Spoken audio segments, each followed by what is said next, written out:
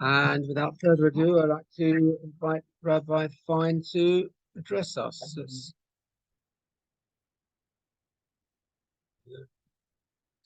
Okay, thanks everybody. Nice to be here, and thanks for your good wishes.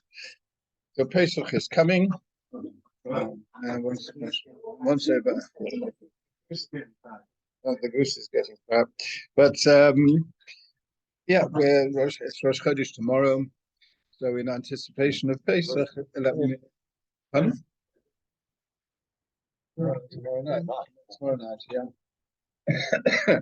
So the exciting thing is that tomorrow morning will be the last time you'll be saying Tachnun for a month, and I'm sure everybody is looking forward to Pesach. But so to give you a Vorspeise, give you a taste of what is to come. Different Yom Tovim have different appeals to different people. There are some people who love Purim, some people who love Simchas Torah. I know some people who love Tisha B'Av. It depends on your nature. But one thing it's very interesting about the Jewish calendar. Shimshon Raphael Hirsch referred to the Jewish calendar as what he called, actually said it in German, but what he called the catechism of the Jew. What does that mean?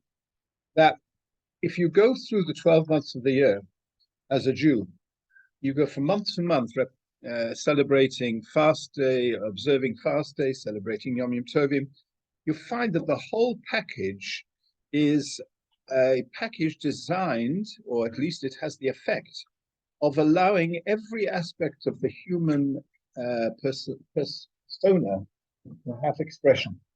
Because as we know, Purim is not like Simchas Torah. Tisha B'Av is not like Tzom Gedalia. Hanukkah is not like Purim. But the whole package gives us an opportunity to express different emotions, and that's what we need, a person that can't be one-dimensional. And he also says, question of how time and history work in relation to the calendar. And he said, you either can look at time as a linear, one long line. So in other words, Yetzias Mitzrayim happened 3,500 years ago, and every year we remember what happened. But it all happened 3,500 years ago, and we recall history. Or it's cyclical. That means that every year we travel through that time zone, which occurred 3,500 years ago, but it occurs today. In what sense? That it's not just a sentimental revisiting of the past, it's actually passing through that same time zone. And therefore, when we sit down at Hasadorim, as we will do with Hashem in 2 weeks' time, right? We are not just reading history; we are actually reliving the whole of the experience. And you can't artificially say, well, Pesach's a bit inconvenient this year, So I remember I had a shayla. Somebody came to me quite serious. He was a serious boss, and he said, "Look, I'm going on a cruise, Pesach. I've got a serious shayla." Yeah. So when I'm getting on the boat before Pesach, yeah. And he said, the boat is embarking before Pesach, yeah? You're on the high sea over Yontef, yeah? You're docking in Chalamoid and getting off, yeah? We'll be getting back on, and then it'll be good traveling again. And then I'll be getting off after Pesach. So I said, very nice. So good. Well, what's the shayla? He says, do I have to keep Pesach? I'm not joking. So I won't tell you what I answered him. But anyway, the point is like this, that we cannot artificially choose the Pesach time, because Pesach, the energy and the ruchnius, the spiritual energy that happens at that time, you have to tune into. But if you don't tune into, then it's like not plugging into the circuit. You're not tuned in. But if you tune in, it's real. Okay. So what I want to do today is to look at this time zone.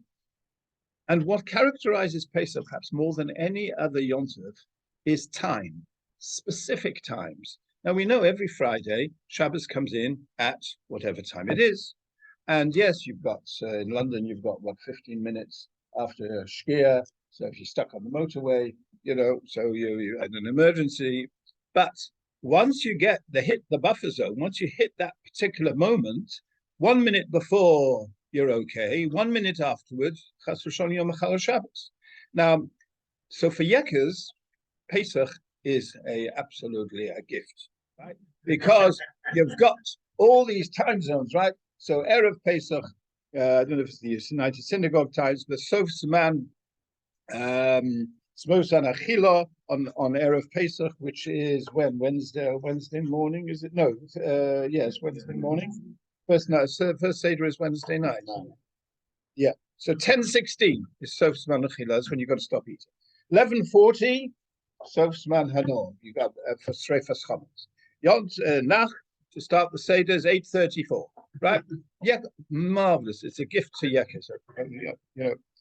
18 minutes with matzah, right? 18 minutes. If it's 19 minutes, you've got to presume that it's chametz if it hasn't gone into the oven. So now, where does this theme come from? It's very, very peculiar to Pesach because Pesach is time related, deadline related.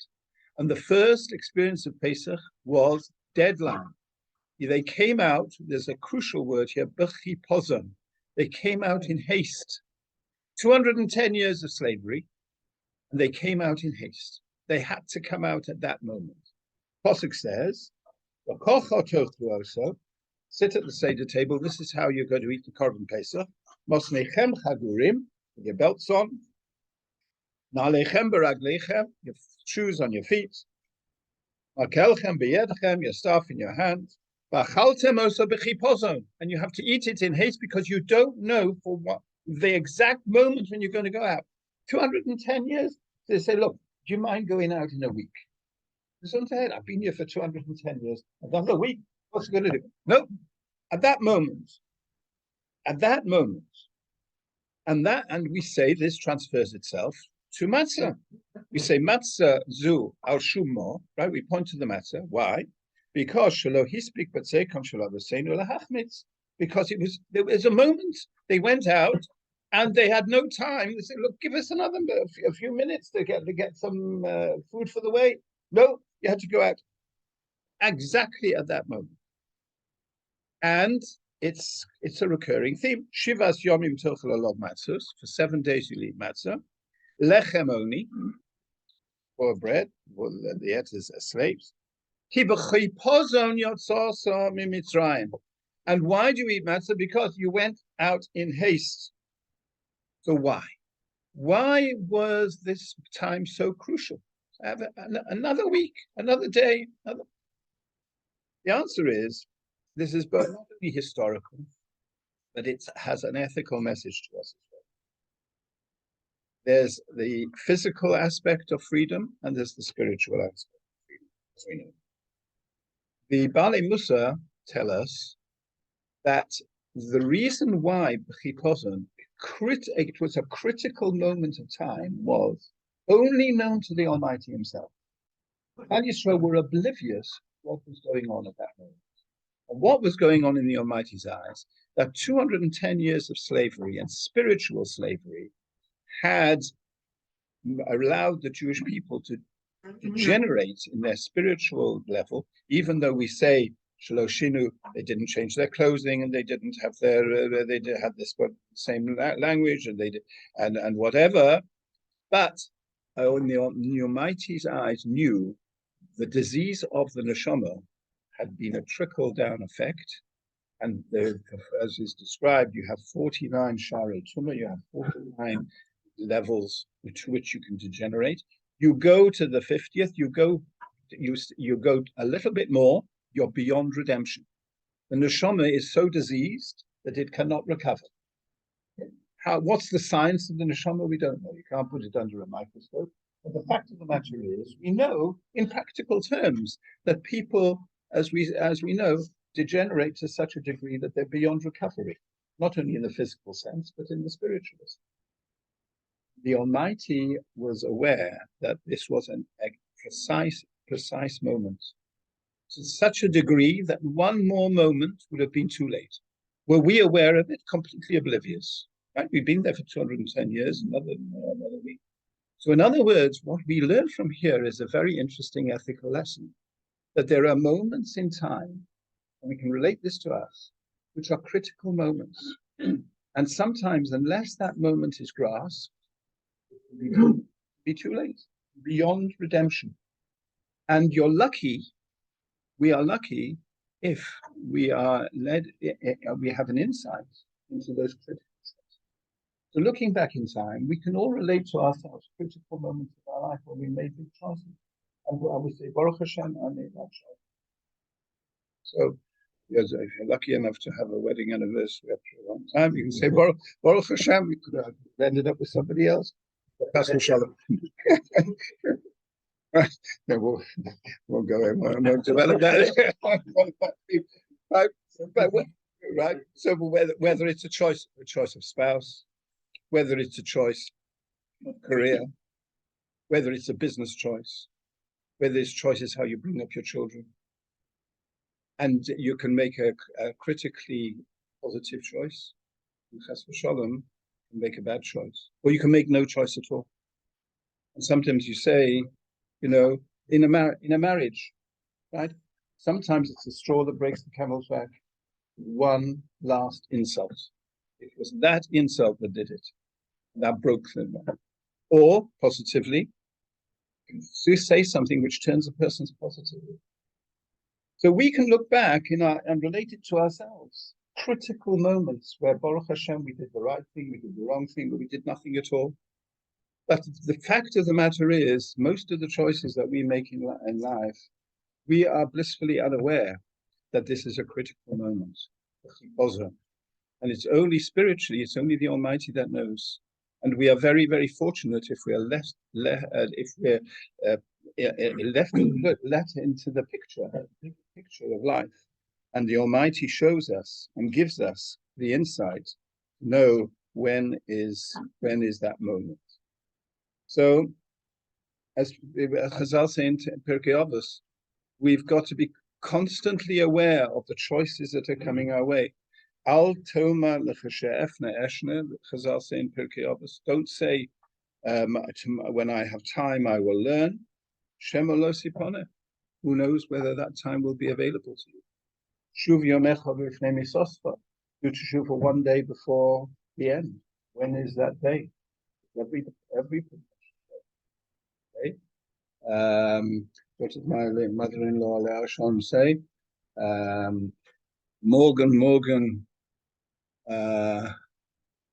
sagen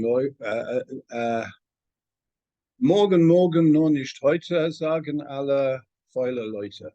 Tomorrow, as long as it's not today, say all lazy people. Right? Morgen. Put it off till tomorrow. Put it off tomorrow. So, let me tell you 2 stories which what happened to me some time ago. When I look back, and I think these were amazing moments. One is something rather depressing, but it had a good end. It goes back to my time in Wembley, and it was a most unusual situation. I was sitting in my office one day, and a lady came in and said she wants to book a book. Nice, sweet girl. And she said, she opened her heart to me. She was a Sephardi lady, came from a very traditional background, and she was married to a Holocaust survivor, 20 years older than her, who had lost completely his faith in the father. Came from a very from background, and he came out from the camps, as many did, and the experience just turned him. He didn't keep anything. He wouldn't, not kashrus, not kippah, nothing. She came from a very religious background, and it pains her a lot. She couldn't persuade him. And he wouldn't give her a chuppah. And when coming up to the bas mitzvah of their daughter, she said, she said, I begged my husband, for the bas mitzvah, I'd like to have a quiet chuppah, no fast, just a minyan, whatever. He's refused. Is there anything that you can do? I can't remember, to be honest with you, whether I spoke to him. I presume I must have done. But then she came to me a little while later and she said, unfortunately, he's been diagnosed with terminal cancer. And he has relented. So we had to get all the bureaucracy, all the paperwork in place. Based in his previous wife had died in a car accident in Israel, so we had to get a death certificate. And we had to establish his yichus, which was easy, the whole process. She came to me and she said, time is running away. But, if we don't hurry this process up, it'll be too late. Anyway, I remember it came a particular week, Saturday, Sunday. She said, if we don't do it within the next few days, the based in, as a rule, do not sanction a chuppah on a Friday. Extraordinarily, they did in this case. He was in hospital and he was in bed. And I'll never forget, we managed to get everything in place at the last minute. That chuppah took place in bed. It was in Northwick Park Hospital, if I remember, with a talus over the bed. My good friend Robin was with me. I think Turner was with me. We had a minute. And it's the most extraordinary chuppah that you can ever imagine. He was lying in bed. He gave her the ring. He didn't need to be prompted. He said it in a Hasidic Torah. And he cried like a baby all the way. And as I was witness to that, I thought to myself, going through this man's mind, all his life, his previous life before the war, what happened to him during the war, he cried. And when we talk about Yisroel Teshuvah at the last moment, I've ever seen it in my life. That's what I said. That he cried and came home after that, and it was before Shabbos, Friday night. The phone was ringing. I knew what. So it was that he was lifted just a few hours. Critical moments of time. Critical moments of time. As she said, if you don't do it now, it will be too late. And if it had been too late, who knows that experience you would have never had. You would have lived his whole life. There's a sequel to that story, which I might tell you. Not one. I'll end with something which is perhaps a bit less more. And this actually, you talk about Hashgacha Protist stories. Well, I've got a Hashgacha Protist story which I think is a lot. I'll tell you now. So you won't have a Hashgacha Protist story like this before. I guarantee you. The story is as follows. During the dark days of communism, I went, like so many else did, to Russia. In 1979, I was in Wembley. I went to Leningrad with my good friend, who is sadly not with us anymore, Rabbi Joe Freilich. We went to Leningrad together. And it was an adventure, but, in the dark days of Soviet, the communist era. And across the road where I lived in Wembley was a man called Eli Sheldon. His brother was Reverend Schwartz, who was a shofet, and he was a minister in Swansea. And Eli, he changed his name, came to me before I went, and he said, I've got a cousin in Leningrad, Mrs. Braunschweiger, name was, and she's got a little boy, Igor, and we are in correspondence, and I've got some tzitzis for Igor and some kosher chocolate. If I give you the address, will you go? I said, with greatest pleasure. We'd been there just for a couple of days. Now, before Pesach, the Soviet regime had certain things which were purely for public consumption, to demonstrate the fact that Jews have a wonderful life here, that they're free. And one of these things was that in the beautiful shul in Leningrad, which is absolutely magnificent, they had there some shchita in the bottom. They also had a matzah bakery. And it was riddled with KGB infiltration. So all the workers there were appointed.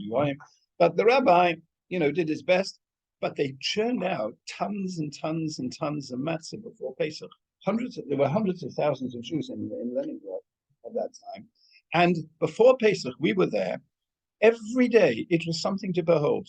After 60 odd years of communism, no shuls, no chinuch, nothing. right round the block, round and round and round, thousands of them standing in the cold, queuing up to buy matzah. It was an inspirational sight. It was a longer queue even than you queue at Lord's to get into the Yashin. Now, Rabbi Freilich and I were looking at this queue. This queue went on every day for about a fortnight. We turned up on that particular day. I wanted to speak to some of the people in the queue. So I went up to a woman at random, and she was standing there with a little boy. And you can imagine what's coming next.